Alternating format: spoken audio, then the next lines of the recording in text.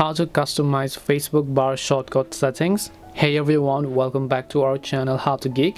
In this video I'll guide you on how you can customize Facebook shortcut bar settings, so make sure to watch the video till the end. So if you want to customize Facebook bar shortcut settings, it's actually quite very simple to do so, because all you have to do is just go ahead and make sure to launch a Facebook application here.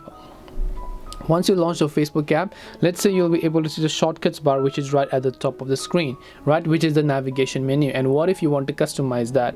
Well, by default, depending upon what you use, these options could vary. So if you tap the menu icon over here, you should be able to see all shortcuts, and you can tap the see more to see all the shortcuts. Now, there is actually no way to customize these shortcuts, because it just really works this way. The more you use a certain shortcut, the more it is going to show up at the top. So if I watch Facebook frequently, the watch will going to show up over here.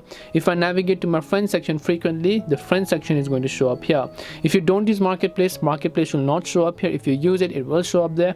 That's just how Facebook's algorithm works. The more you use any of these shortcuts, the more they're going to show up at the top of your feed.